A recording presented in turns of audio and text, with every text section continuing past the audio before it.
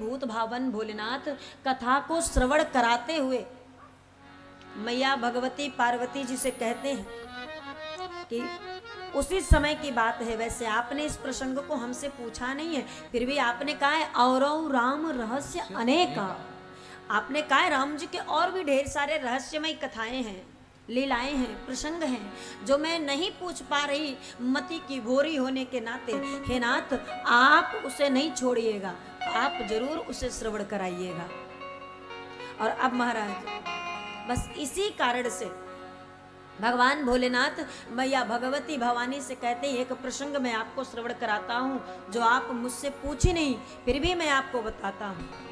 मैया ने कहा सरकार बताइए, सुनाइए। भाव से मां सुन रही। बाबा बोले उसी समय की बात है जब अयोध्या में राम जी जन्म लिए थे, तो हमारे भी मन में उत्कंठा जागृत हुई कि हम भी जाकर के भगवान का दर्शन करके आवे।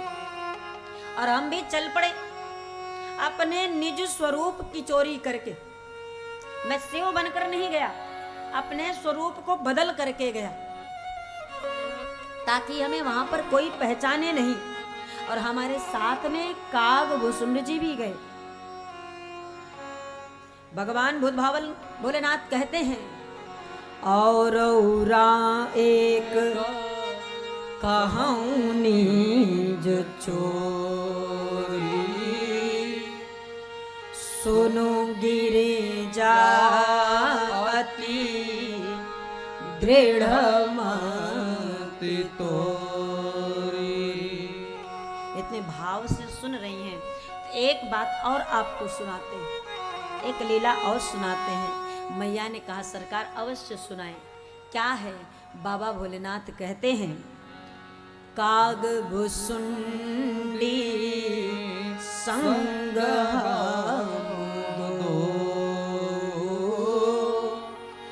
मनुज रूप जा नहीं को। काग भुसुंड जी और हम दोनों गए अवध की धरती पर भगवान की दर्शन की अभिलाषा से। वैसे काग भुसुंड जी तो बिना मेरे भी दर्शन कर सकते थे, कौवे के स्वरूप में आंगन से प्रवेश कर दे, उन्हें कोई आवश्यकता नहीं पंक्ति में खड़े होने की, कतार में खड़े होने की कोई जरूरत नहीं थी। लेकिन फिर भी उन्होंने हमारे साथ मिलकर के भगवान के दर्शन करने के लिए हमारे साथ मनुष्य रूप धारण कर उसी लंबी कतार में खड़े हो गए। भगवान के दर्शन की उत्कंठा लेकर के उसी लंबी कतार में खड़े हुए। और अब महाराज धीरे धीरे करते एक एक को दर्शन दिलाते। भगवान भूत भावन भोलेनाथ की बारी आई और जैसे ही बाबा सन्मुख आए मैया कौशल्या जी लाला का मुख अपने आंचल से ढक दी। तुरंत आंचल उठाई और मुख ढक दी। बाबा ने कहा मैया क्या हुआ? अभी तो आप सबको दर्शन कराई हो, अब मेरी बारी आई तो आप लाला का मुख ढक क्यों दी? मैया ने कहा मैं आपको लाला को नहीं दिखाऊंगी। क्यों? बड़े भयंकर दिखाई दे रहे हो। आपको देखकर यदि मेरा लाला डर गया तो मैं क्या करूंगी, इसलिए मैं आपको नहीं दिखाऊंगी। बाबा अनुनय विनय निवेदन करने लगे और माँ से कहते माँ बड़ी दूर से आए हैं। कौशल्या जी से कहते हैं महारानी हम बहुत दूर से आए हैं, सिर्फ छोटी सी बात, एक खबर जो मिल गई आपके घर में लाला जन्म लियो हैं, बस इनका दर्शन करने की उत्कंठा लेकर बहुत दूर से चले आए हैं। हे मैया एक झलक मात्र दर्शन करा दीजिए। मैया ने कहा मैं दर्शन नहीं कराऊंगी। बाबा खड़े निवेदन करे मैया से, कहे मैया अरे दर्शन लाला का करा दे,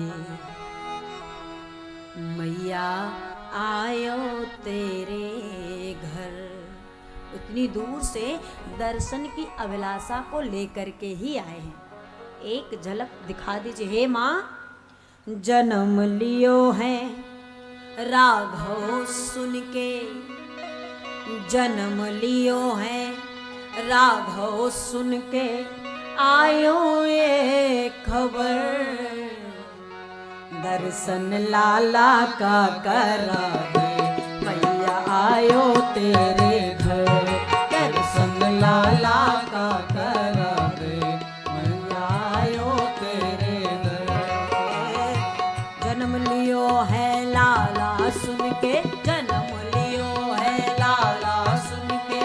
आयो ए खबर दर्शन लाला का करा रे मैया आयो तेरे घर दर्शन लाला का करा रे मैया आयो तेरे घर।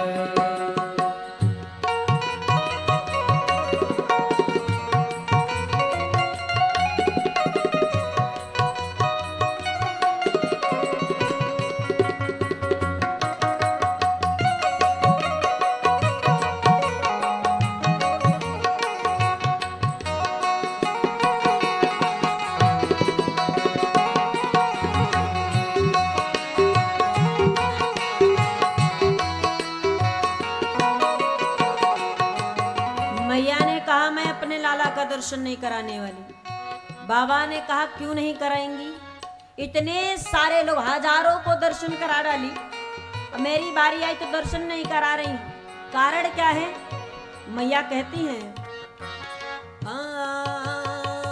सुन ले रे जोगी मत वाला सुन ले ओ जोगी मत वाला तेरे गले में मुंड माला तेरे गले में मुंड माला सुन ले रे जोगी मत वाला सुन ले रे जोगी मत वाला तेरे गले में सर्प माला तेरे गले में सर्प माला रूप भयंकर देख के तेरा रूप भयंकर देख के तेरा लल्ला जाएगा डर ना मैं लाला को दिखाऊं तू भी जा तू अपने घर ना मैं लाला को दिखाऊं जोगी जा तू अपने घर दर्शन राघव का करा दे मैया आयो तेरे घर दर्शन लाला का करा दे मैया आयो तेरे घर। हरि बोल।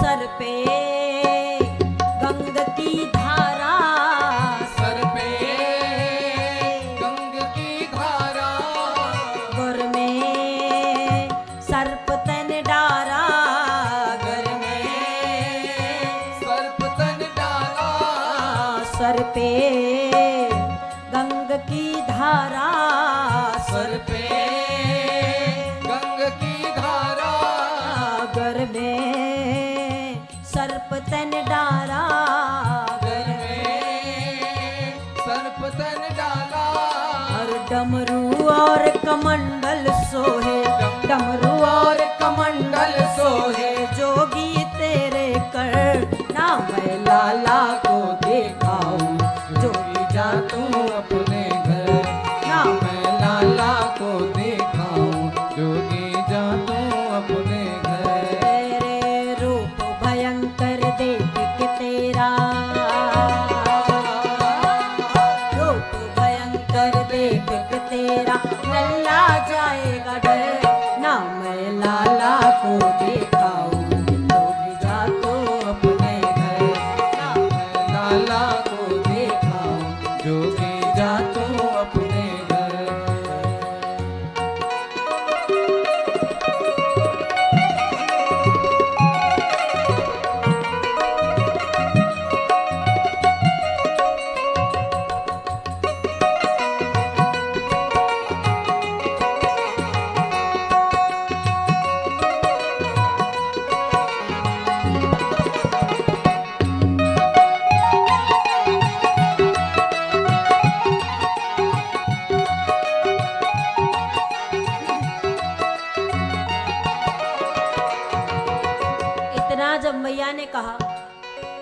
मैं लाला को नहीं दिखाने वाली, कुछ भी कर लो। बाबा कुछ देर तक तो निवेदन किए, बहुत देर तक निवेदन किए, माँ दिखा दो, बड़ी दूर से आए हैं। मैया बोली नहीं दिखाएंगे। तो बाबा ने कहा आपको लगता है कि साधारण बात है कि यहाँ आकर बिना दर्शन लौट जाएंगे? तो एक बात सुन लीजिए मैया, मैं विश्वविख्यात हूँ, जगत जानता है कि मेरा जिद कैसा है। मैया ने कहा क्या कहना कहते हो? बाबा कहते हैं अरे बोले वो शिव त्रिपुरारी है, बोले वो शिव त्रिपुरारी है, सुन ले ये जिद हमारी है, सुन ले ये जिद हमारी।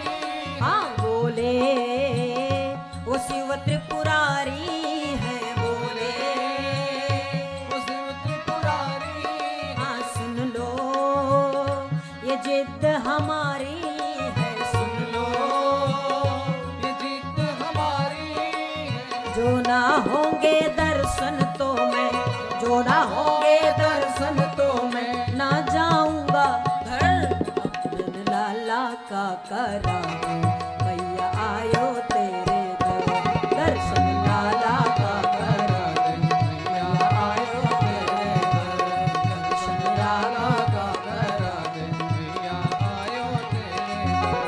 अरे जन्म लियो है राघव सुन के, जन्म लियो है राघव सुन के, आयो ये खबर दर्शन लाला का करा दे। मैया आयो तेरे दर, दर्शन लाला का करा दे। मैया आयो तेरे दर, दर्शन लाला का करा दे। मैया आयो तेरे दर, दर्शन लाला का करा दे। मैया आयो तेरे दर, मैया आयो तेरे दर, मैया आयो तेरे दर, मैया आयो तेरे दर। प्रेम से बोले भूत भावन भगवान की, जय राघव सरकार की। जय। बाबा ने कहा आपको लगता होगा कि साधारण सी बात है कि मना कर दिए तो दर्शन नहीं कराना पड़ेगा।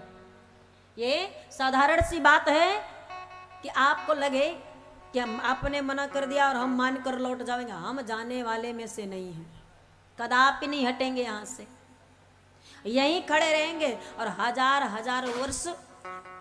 हजार वर्ष खड़े रहने की अभ्यास है हमको, हम खड़े रह जाएंगे। और अब महाराज मैया ने कहा खड़े रहो, हम दर्शन ना कराने वाले। मैया लाला को लेकर अंदर चली गई। बाबा विचार करने लगे भला बताइए इतने को दर्शन कराइए, हम ही को नहीं करा सकते थे। भगवान भोलेनाथ मन ही मन राम जी से निवेदन करने लगे, हे ठाकुर जी इतनी दूर से आपके दर्शन की अभिलाषा अपने मन में लेकर के हम आए हुए हैं, क्या बिना दर्शन करने किए ही लौट जाना पड़ेगा? आपसे निवेदन है सरकार, कोई लीला की रचना आप ही कर दीजिए। मैया लाई पालने में भगवान को लेटा दी और भगवान लगे रोने जोर जोर से, गजब रोए महाराज। मैया ने कहा लाला रो क्यों रहा है? पास में आई, दुलारे पुचकारे, बात क्या है, क्यों रो रहे हो? अब कुछ समझ में ना आवे, सब नाचे गावे, सब बड़ी बहुत कोशिश करें भगवान को चुप कराने का, लेकिन भगवान चुप ना होवे। भगवान रोवे जावे, समझ में ना आवे बात क्या है, क्या करें। बहुत सुंदर सुंदर खिलौनों को लाया गया कि खिलौने प्राप्त करके चुप हो जावे। दास दासियां नृत्य कर रही, गान कर रही, बहुत चीजें की गई, पर भगवान को मन को एक भी ना भा रही। एक दासी आई, बोली मैया इतने सारे लोगों की दृष्टि राघव पर पड़ी है, हो सकता है किसी की नजर लग गई हो, टोना लग गया हो। एक काम करते हैं, हम नजर उतरवा देते हैं, लाला है छोटे बड़े सुंदर हैं। मैया ने कहा कुछ भी युक्ति करो, बस चुप कराओ। तुरंत महाराज ढेर सारे नजर टोना उतारने वाले बुलाए गए, परंतु एक भी किसी का भी कोई मंत्र काम ही ना करे। और अंततो गत्वा बाबा भूत भावन भोलेनाथ को बुलाया गया। दासी ने कहा वो भी बड़ा सुंदर नजर उतारते, सुनने में। मैया नजर उतरवाने में क्या जाता, लाला रो रहा, बीमार पड़ जाएगा, स्वस्थ हो जाएगा। मैया ने कहा ले आओ।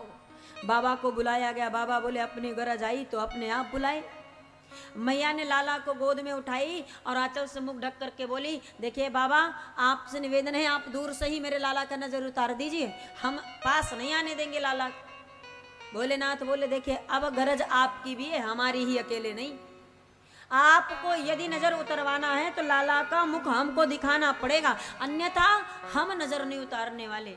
मैया बोली, अभी तो रो ही रहा है, आपके भयंकर स्वरूप को देखने के पश्चात और रोने लगा। तब भगवान ने कहा, भोलेनाथ ने कहा, वो हमारी जिम्मेदारी है, अगर लाला नहीं ठीक हुआ तो आप जो दंड देंगी हम सहने को तैयार हैं, पर एक बार विश्वास तो करिए, एक बार विश्वास कर तो लीजिए। और अब महाराज, मैया के पास कोई और रास्ता नहीं बचा, कोई मार्ग नहीं बचा, मरता क्या न करता। मैया ने कहा, ठीक है, हम पास तो ला रहे हैं लाला को, लेकिन सरकार अगर रोया तो ठीक नहीं होगा। बाबा बोले, आप निश्चिंत रहिए, बहुत रोते हुए बच्चों को हमने चुप कराया, बहुत बच्चों का नजर उतारा है, आपके लाला का ऐसा नजर उतारूंगा कि जीवन पर्यंत इसको किसी की नजर नहीं लगने पावेगी। मैया ले आई, बोली, लीजिए, पास में आ गए, अब तो नजर उतार दीजिए। बाबा बोले, ऐसे कैसे उतार दूं? अरे मुख तो दिखाइए, मुख तो खोलिए। मैया ने कहा, अब मुख खोलने का क्या कारण है? मुख किस लिए खोले? आप नजर उतारने हैं, नजर उतारिए। बोले, ठीक है, हम चले जाते हैं, हम नहीं उतारते, मत खोलिए मुख, ढक कर रखिए, हम चले जाएंगे उठ के यहाँ से। जैसे बाबा जाने लगे, मैया बोली, अच्छा बाबा कोई बात नहीं, अब लाला रो तो रहा ही है, थोड़ा और रोएगा, आपको देखकर कम से कम नजर तो उतार देंगे, ठीक तो हो जाएगा। मैया लाला का मुख खोली, बाबा की दृष्टि लाला पर और लाला की दृष्टि बाबा पर। भोलेनाथ भगवान को देखे, भगवान भोलेनाथ को देखे, परस्पर सुंदर मिलन को भगभक्त भगवान का देख करके आज वातावरण प्रकृति आह्लादित हो गई, आनंदित हो गई।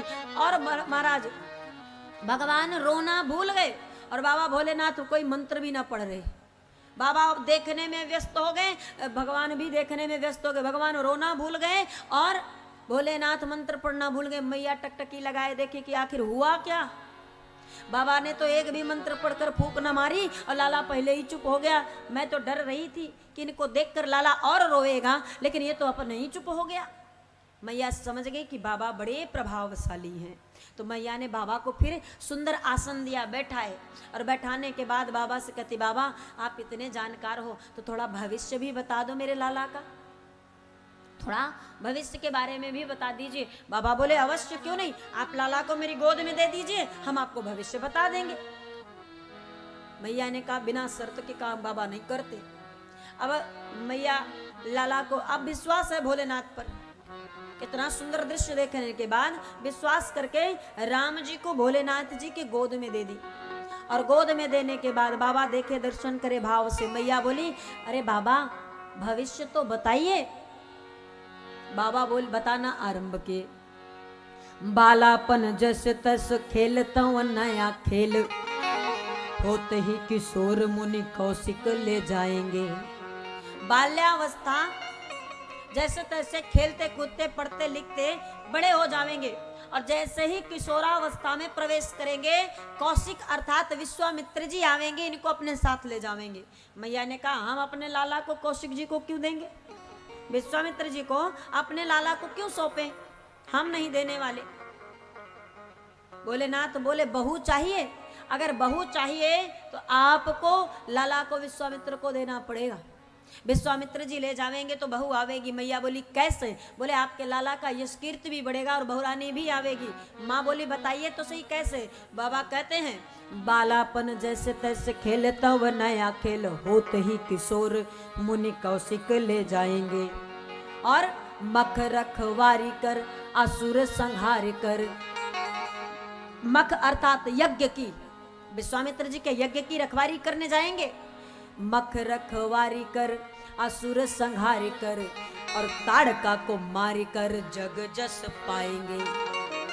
जगत में विख्यात हो जाएंगे, जैसे असुरों को मारेंगे ताड़का को मारेंगे। और उसके बाद वहीं से थोड़ी दूर, जहां बाबा विश्वामित्र जी का आश्रम है बक्सर, वहां से थोड़ी ही दूर पर मिथिला एक स्थान है, जहां पर धनुष यज्ञ का आयोजन हुआ रहेगा। भगवान श्री राघव विश्वामित्र जी के साथ मिथिला जाएंगे, और वहां जाने के बाद शिव धनुष जो प्रण में रखा उसे तोड़ेंगे, उसका खंडन करेंगे। बाबा भूत भावन भोलेनाथ कहते हैं, जनकपुरी में जाए हर को दंड खंडी, जनकपुरी में जाए हर को दंड खंडे, जनक सुता को विवाह घर लाएंगे।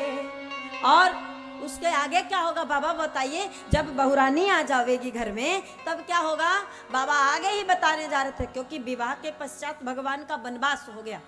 जैसे आगे बताने चले, कागभूषुंड जी पकड़ लिए बाबा का हाथ, बाबा आगे नहीं बोलिएगा।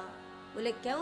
बोले अगर वनवास के बारे में अभी इन लोगों को अवगत करा दिए, बता दिए, इन लोगों को पता चल गया तो भगवान का वनवास तो होने से रहा। न भरत जी ननिहाल जावेंगे, ना मंथरा कैकेयी को बहका पावेगी, ना कैकेयी दशरथ जी को बहका पावेंगे, ना दशरथ वनवास में भगवान को, वनवास पूर्णतया रुक जाएगा।